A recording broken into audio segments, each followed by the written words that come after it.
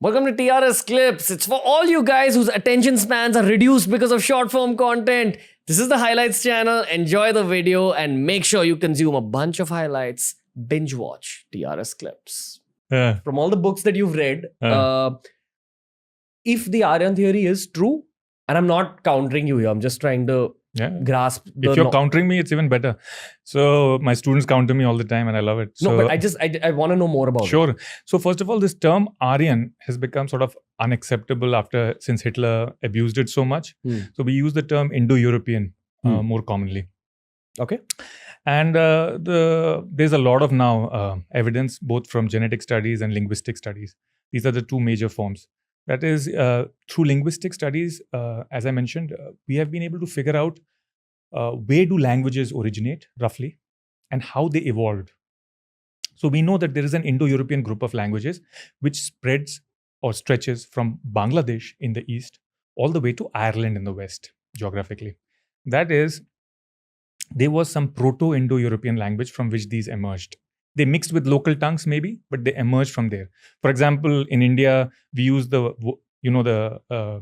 sound ra. Now, ra is not an Indo-European sound. It comes most likely from Dravidian. Okay. The word ra. कहते हैं ना, खड़ा है, and stuff like that. Or the r in Marathi, or I believe even Malayalam has a r. Yeah, so all of those are not Indo-European. They're not found in other Indo-European languages. So we assume that it was from a local tongue. Now, this language, Proto-Indo-European, probably emerged around the Caspian Sea area. One theory is it emerged around the Caspian Sea. Where is that geographically? Russia. You could say, southern Russia. You could say,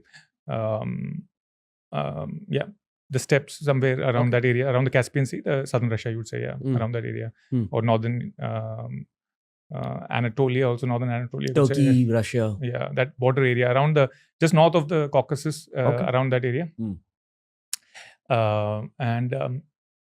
What we believe is that some groups went to the west, and from there emerged the European languages, Greek, Latin, Germanic languages, etc., Slavic languages. Celtic languages, all the way up to Ireland. A second group came, what is called the Indo-Persian group, Indo-Iranian group, from which emerges all of these languages, ancient Iranian, Pashto, the Kurdish language. And in fact, you would be surprised that the first time we hear of Sanskrit is not in India. The first we find written is from northern Syria. That is, kings such as Assurbanipal. From their names, you can recognize that they would have common ancestors with Indian Indo-Europeans, Assurbanipal, etc., and all that, all the way up in Mesopotamia and Syria. As in, like, the evidence we found. So there are two kinds of evidence. One is linguistic evidence. So what we do is we do computer modeling. Okay. They try to retrace, depending on the language connections, where the proto-language must have come from. So, for example, there will be some connection, the Indian Indo-European languages, such as Gujarati, Marathi, Punjabi, etc., Bengali, and all, they're all related. We would say these are Apabhramsh. That is, these are Prakrits. That is the Sanskrit mixing with the Proto-Sanskrit mixing with the local tongues and its local variations becomes Gujarati somewhere, something. So these are, and they're related to each other. That is why many Indians can, at least in the border areas, understand each other, because these languages are cousins of each other. Whereas it would be difficult to understand the Dravidian languages for an Indo-European speaker if he is not familiar with it. And of course, similarly, the Dravidian languages also, though they are distinct, there's some connection between them as a group of languages. And by the way, there are, just to explain to you that actually at some point, the Dravidian languages probably covered the whole of the Indian subcontinent, including Pakistan, including North India. Really? How do we know this?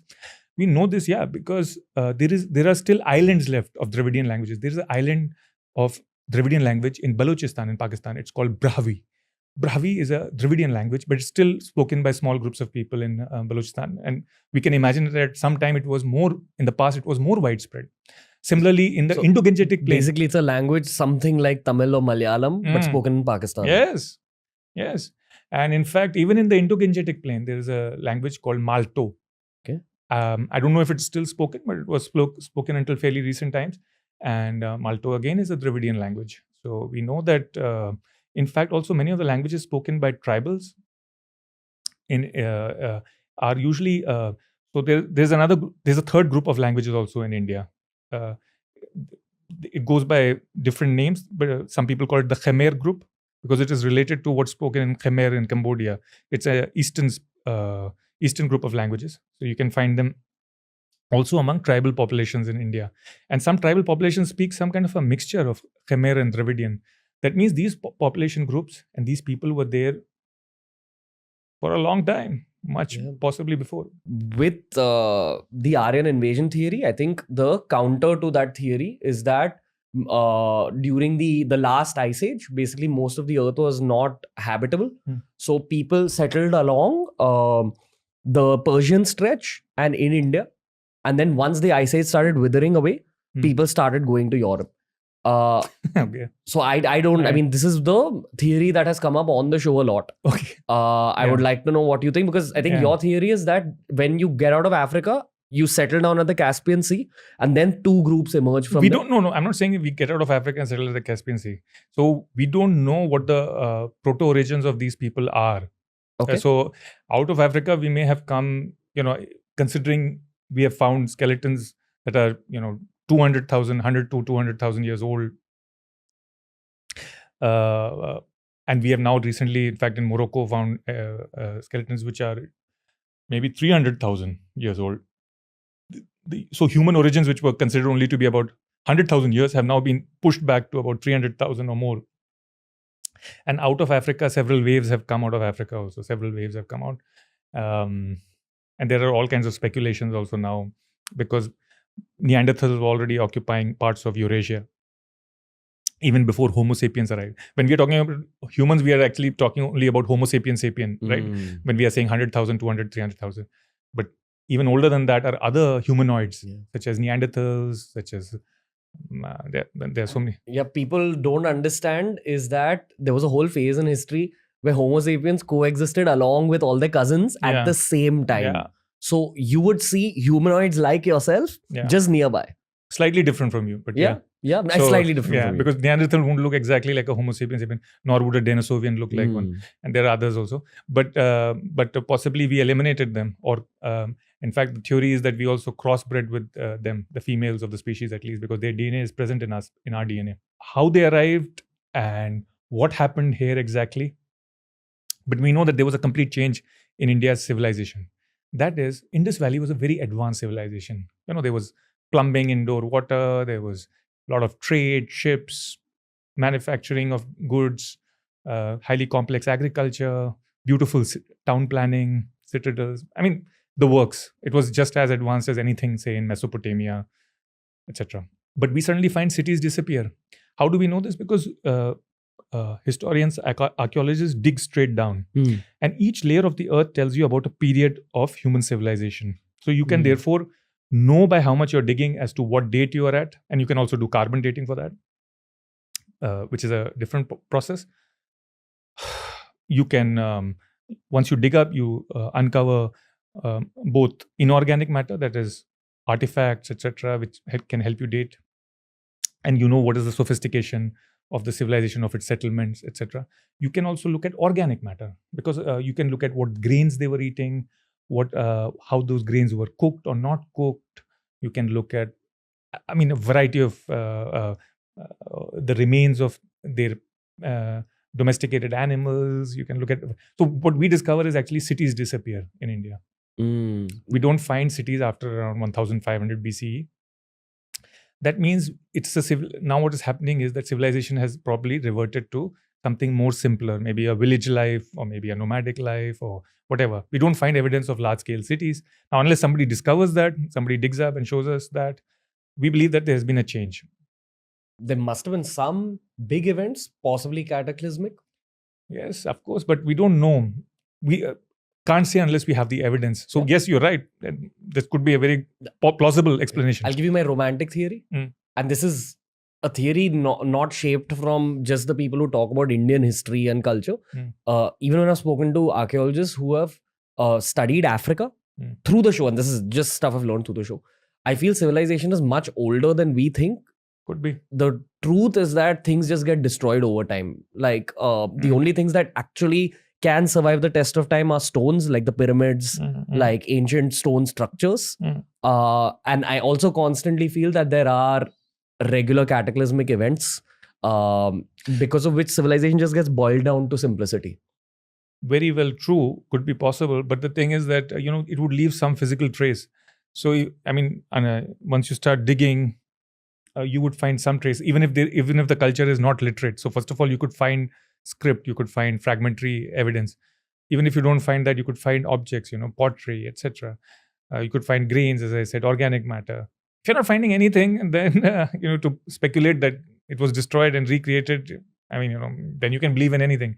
We have to believe, at least I would, and most scholars would like to base their theory on some kind of evidence, some kind of... Do you think the Indian government needs to do more work in terms of digging? Yeah. In fact, it should open India up to not only Indian scholars, but to from all over the world. Let them come, let them dig, That, in fact, most of our history is because of the British. Yeah. They are the ones who discovered Indus Valley. They are the ones who discovered Ashoka. We didn't know about Ashoka. They are the ones who deciphered the scripts. They are the ones who dug up the monuments. They are the ones who told us. So if they were, so dangerous for us. And I agree with some people who say that, look, the history writing was done a bit from the British perspective. Okay. But they also laid the foundations for what we have today. We didn't know about Ashoka. Ashoka was forgotten in India. Yeah. So was the Indus Valley. It makes you think of how many other kings or kingdoms or teachings are also forgotten. Though a lot of it now we have also rediscovered. So since then, we have also done a lot of work. So it's not like we have just completely forgotten. We're not depending only what the British did. We have our own scholars have been working on this. Which is why rather than attaching emotional or religious angles to history, you should attach research, evidence, more investment in archaeology. Exactly. We need more young minds, more well-trained scholars, more skilled people to look at it. Technology, use technology. So we don't use these terms anymore, Aryan invasion, etc. But Indo-Europeans came. We know this from the physical evidence. We know from the changes that have taken place to the physical evidence in the landscape. We know it also from their evidence that we didn't have, for example, horses in India. Horses are not native. In fact, even after the Indo-Europeans came, even after the Greeks and Huns came, even after the Mughals came, horses would have to be imported in India because India's climate is such that horses don't naturally multiply. They're not disease-free. So we have to keep importing horses. But we know that the Indo-Europeans had horses, not only horses, but they had chariots. Whereas we don't find any such evidence in Indus Valley. So we don't find evidence of that. Damn. We don't find evidence of any town planning or modern cities in the after that period, after 1500 BC. So there's a range of, plus the language. The language is the biggest giveaway. Which makes me think that all these stories we read about in Amar Chitrakatha with horses, then where did the horses go? And where had they come from that time? If those Amar Chitrakatha stories are truly tens of thousands or lakhs of years old. I'll tell you something so amazing that even, kingdoms in the south of India, Vijayanagaram, etc., Kakatiyas, etc., they would import horses. There would be thousands of Turks living there in the Deccan because they were bringing the horses there. They were also serving as soldiers. We have a much longer history than we imagine with Central Asia, with others, etc. And it's not just the Indo-Europeans coming. After that also there have been many waves of invasions. The Huns came in, the white Huns, which we call in India. The term for Hun is in West is, you must have heard it, Scythian or Scythian. But in India we call them Saka or Shakya. In fact, Buddha is called Sakya Muni. He's the Muni of the Sakyas, which is interesting that they had spread so far. That is all the way up to Bihar and Nepal. They had spread. Where are the Huns from geographically? So there are two types of Huns: the white Huns and the others, and they basically come from Central Asia. So, and they invaded not just India; they invaded Iran, they invaded West Ukraine, they invaded all of this area. So we have a much longer history of, and the Greeks, then the Greeks arrive, and they are at our borders and they come in. So there have been waves of people coming in, and at some point even the Dravidians must have come in, right? It's not like maybe they took the coastal route, along the coast. Even before the Dravidians, there are other people that arrived, which the kind of people that you sometimes find on the Andaman and Nicobar Islands, and you also find them in parts of interior forests of India. So you have waves of people coming in, So humanity there's nothing such as pure humanity or purity of a civilization, etc. It's all a mixture. Yeah, I think religion, if you read Sapiens by Yuval Noah Harari, he keeps saying how all religions, irrespective of what your religion or your belief is a way to control large masses of people. And at some point you have to detach yourself from what you emotionally feel for your own religion and look at human history in a scientific manner as human history. Look at it unemotionally, look at it from an archaeological, evidence-based perspective. And that's how you'll get a deeper learning of yourself as a human being. So that's the only kind of cautionary sentence I want to put out there for our listeners, because I know that there's a lot of people who are completely closed down to all these ideas you're pitching. And in saying that, I want to say that you're one of the most interesting guests I've ever had on the show. If you enjoyed this video, just know that this channel was created to enhance and speed up your learning process. Some of India's brightest minds on India's biggest podcast, The Ranveer Show. This is TRS Clips. So make sure you check out all our playlists.